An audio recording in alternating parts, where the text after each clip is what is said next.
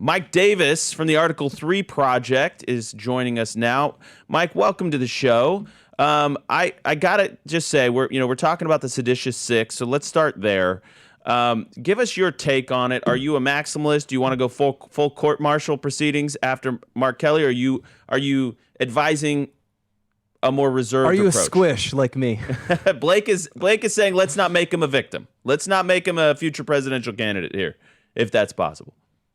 What Senator Mark Kelly is doing here by wink, wink, nod, nod to 18-year-old military enlistees to decide what orders of the President of the United States, the Commander-in-Chief, are lawful versus unlawful, and then to ignore what these 18-year-old enlistees think are unlawful orders of the President of the United States. You cannot get more dangerous than this. That is interfering with the chain of commands. Mark Kelly is trying to portray himself as some noble hero.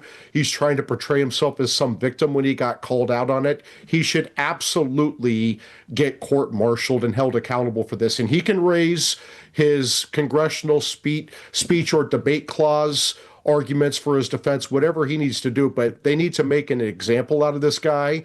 There's no chance this guy's going to be the president of the United States. He's a clown, and he's really hurt his credibility by doing this far outside of the political circles. He's hitting real Americans in real America, the non-political people who think it's appalling that you have members of Congress calling on the military, calling on intel agencies to ignore the president of the United States. You know, I tend to fall on your end of this, Mike. I think that, I think this was a self-owned by them. I think they got way out over their skis. This was unsolicited, by the way. This like came from out of nowhere. I guess you could make the argument that the boat attacks. There's always one thing or another they could fixate on. It just stands out to me what a dangerous escalation it is. Even though I'm the squish on how hard you prosecute it, we should not lowball how bad it was that they did this, how dangerous it is, and how they are egging on a destructive thing. And one reason I am wary of prosecuting him is I'm thinking if they actually induce members of the military to try doing this, to try defying the president, you need to make sure you are in the strongest political position possible to defend against what would basically be a coup d'etat. I wrote a Fox News piece on this, Andrew, and I point this out. If the Supreme Court of the United States, the Trump administration is going to the Supreme Court of the United States on the emergency docket, and they are getting the smartest lawyers and judges at the lower court level reversed by the Supreme Court with like a 91 or 92% reversal rate, if these very smart Harvard lawyers and judges at the district or the appellate court level are getting the law wrong and the Supreme Court has to fix this 92% of the time, how the hell do we expect 18-year-old military enlistees to figure out what the law is? Such a good point, Mike. I mean, we have to, if you are in the military, you have to follow the president of the United States on every order. And I can think of a time, for example, during Vietnam, where there was a military officer who ordered the mass murder of the Vietnamese, burned down the villages. That would be at the military commander level, where you would say, I can't do this because this is clearly a war crime. This is you're raping and killing children, women, children. You can't do this. That's very clear. When you're dealing with the president of the United States, you better follow every order of the president of the United States unless you are goddamn sure it is wrong. For example, when President Trump ordered the strike on the Iranian nuclear facility, are you going to have some military officer or military enlistee saying, sorry, I can't do this strike. I'm going to expose this ongoing military operation because I don't think President Trump has the lawful authority to take out this Iranian nuclear facility? This is a very dangerous game these politicians are playing. And Mark Kelly not only should be ashamed if he's capable of shame, he should be held accountable for this. Well, you know what this reminds me of, Mike, as well, and Blake? It kind of reminds me of what Vindman did to Trump, right? It was basically this inside out.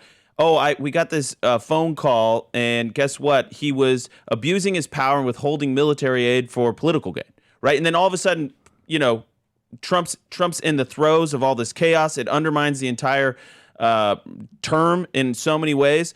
It's such a slippery slope, because if you can start alleging that the president has done something illegal when he is given broad authority to command the armed forces, you could basically nitpick anything and start pulling away all authority from the executive branch to command the military. And then you do have the third worlding of the American military, where they would lead a military junta, where it would be a coup d'etat.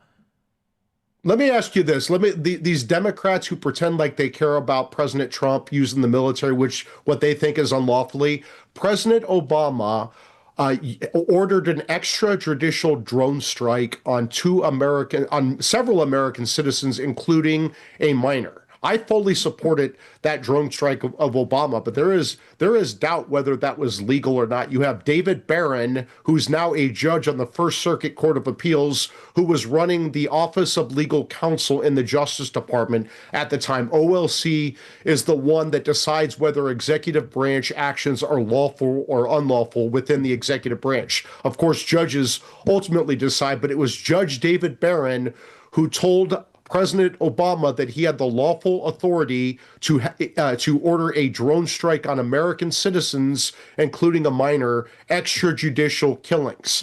Was that legal? Was that illegal?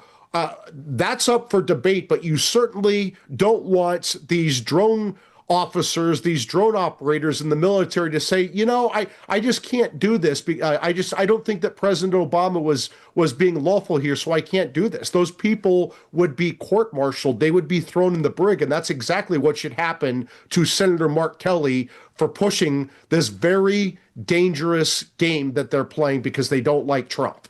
Into the brig. Well, I mean, that would be hard to run for president if he's in the... Yeah, I mean, well, listen, we were talking about if Trump would have to run. I remember that. Listen, Mike, I tend to agree. I think there needs to be pretty stern consequences here. So I'm very sympathetic to your argument. I do think that, the punishment has to fit the crime here, and I think it's a pretty egregious crime. I'm open-minded to an administrative solution here. I don't want to create a victim out of this guy, but... at the same time, I am in this moment having flashbacks to Vindman. I'm literally having flashbacks because this is a slippery slope. This is the third worlding of the U.S. military. I want to change our attention here to the news that broke yesterday that James Comey and Letitia James, that a judge had thrown out the case basically based on procedural issues with Lindsay Halligan. So saying that she was not lawfully appointed to her position. Now, I'll play this clip. This is AG Pam Bondi saying, we're going to appeal this right away, 190. Sure, we'll be taking all available legal action, including an immediate appeal, to hold Letitia James and James Comey accountable for their unlawful conduct. I'm going to keep going on this. I'm not worried about someone who has been charged with a very serious crime. His alleged actions were a betrayal of public trust. And James Comey's already taken a victory lap. Maybe you should pump the brakes, as Caroline Levitt says. But 195, and this is James Comey. A message has to be sent that the President of the United States cannot use the Department of Justice to target his political enemies. I don't care what your politics are. You have to see that as fundamentally un-American and a threat to the rule of law that keeps all of us free. I know that Donald Trump will probably come after me again, and my attitude is going to be the same. I'm innocent, I am not afraid, and I believe in an independent federal judiciary, the gift from our founders that protects us from a would-be tyrant. A would-be tyrant. Mike, I already see you shaking your head. They can't stop acting like they're in a movie. It's this virtue signaling holier than thou. Mike Davis, no, it's worse. James Comey got charged with lying to Congress and obstruction of a congressional investigation for the very thing he's complaining about. He politicized and weaponized intel agencies and law enforcement with the Russian collusion hoax with Crossfire Hurricane to take out President Trump, his political enemy. He got caught lying about it.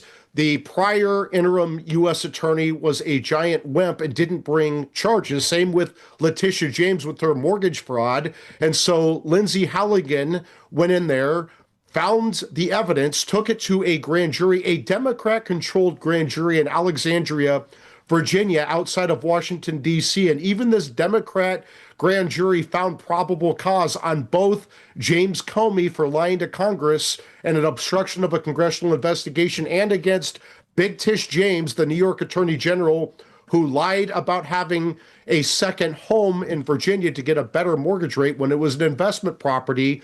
The grand jury returned these indictments. Then you had this Democrat Obama chief judge of the Fourth Circuit pick a Clinton judge in South Carolina to come in and to dismiss these indictments. And they dismissed these indictments on the incorrect legal grounds. They essentially argue that the courts, after 120 days, the courts, instead of the president of the United States or his attorney general, get to decide who the chief law enforcement officer is, the U.S. attorney in these districts. That is an incorrect reading of the statute. It's a dangerous reading of the statute because you don't have accountability. You don't have prosecutors who are accountable to the American people through their duly elected president of the United States. You have prosecutors who are picked by Democrat judges in Democrat hellholes like the D.C. suburbs or New Jersey to protect their political allies and go after their political friends. The Supreme Court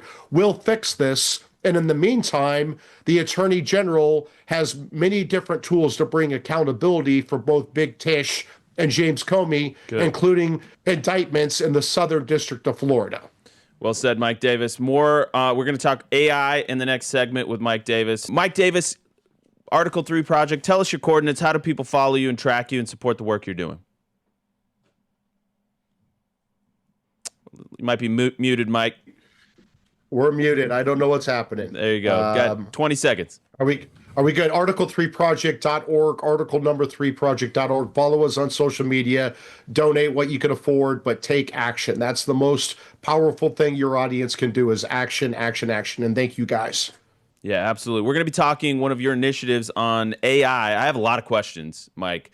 We welcome back National Radio in about 5 seconds. We'll be right back. Welcome back to the Charlie Kirk Show, radio stations across the country. We are joined by Mike Davis. Okay, so Article 3 Project, Mike Davis. There is a back and forth going on. I mean, it first flared up during the One Big Beautiful Bill about this moratorium on states putting forth any regulation. So at that time, we brought in Stephen Miller. Stephen and Charlie had a big conversation about it. Ended up going viral. And it was about this idea of, can states like California or New York issue regulations when it comes to AI?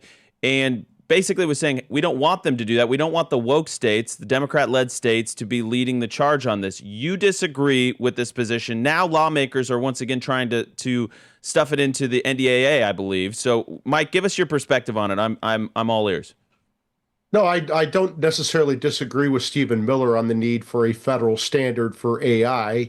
I guess it's the tech companies are the only companies in America who think they need federal preemption, but I'm not necessarily opposed to federal preemption.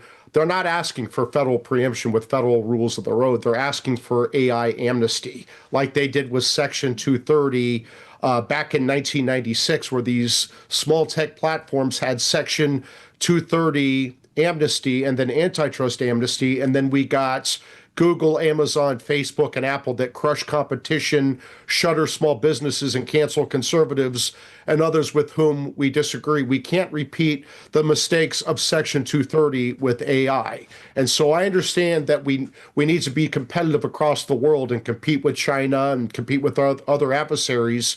But we also need federal rules of the road if we're going to have federal preemption so state and local governments cannot touch AI. For example, I call this the 4 C's. Are we going to have protections for children from online abuse? Are we going to have protections for conservatives so we don't get canceled by these AI platforms? Are we going to have protections for communities so we make sure that we don't, for example, jack up the water and electricity prices in these small communities so the working class have to foot the bill for these AI data centers that consume all this water and electricity? Are we going to have zoning protections in communities so we don't put AI data centers in the middle of neighborhoods. These big tech oligarchs, the AI bros, say no, that they should have full amnesty from state and local, and then no federal rules of the road, so they can just do whatever the hell they want, like they did on Section 230. And my response to that is hell no. Why would we let Meta, for example, and Google, for example, who hate us as conservatives, run us over and make trillions of dollars on the backs of conservatives, children, content creators, and communities? If you're not going to protect the 4 C's, they don't have 60 votes to get this done. They thought they had 60 votes 4 months ago at the end of June, at the beginning of July. They thought this thing was going to pass and must pass legislation, and then the Article 3 project kicked into gear and it went down 99-1, including the lead sponsor, Ted Cruz, voting against his own bill. I'll tell the AI bros the same thing. If you try to do this again, we'll kick your butts again. And if you're going to get 60 votes, you're going to protect the 4 C's. Yeah, this is a Trump Truth Social 169. He says, investment in AI is helping to make the U.S. Economy the hottest in the world. This is image 169. Thanks, guys. But overregulation by the states is threatening to undermine this growth. Some states are even trying to embed DEI ideology into AI models, producing woke AI. Remember Black George Washington? We must have one federal standard instead of a patchwork of 50 state regulatory regimes. So and actually, by the way, in the final line there, Mike, he says we can do this in a way that protects children and prevents censorship.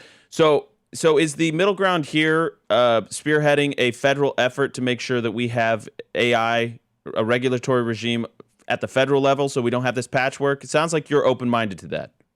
Yeah, and I'm working with the president and the vice president and their teams on that right now. But they're going to protect children, conservatives, communities, and creators, or they're not going to get this done. It's very easy to go on conservative media and get people to light up their 2 home state senators and their U.S. House rep, and then all of a sudden this AI amnesty that they think they're going to jam through at 4 o'clock in the morning goes down 99-1. So if they want to play this game again, I'll kick their asses again. So I'm convinced, Mike. I think you're right. I think there's some money involved in some of this push to keep getting this bill that went down in flames back into the NDAA. I think you're right. I think we need to scrap it. I think we need to get it into federal level. I think that's the key here. I think because we can't. Or just as he says, if it's content creators, get your pound of flesh out of it. Yeah, exactly. Mike Davis, Article 3 Project. Thank you, man. We appreciate you. Thank you, guys. We'll see you soon.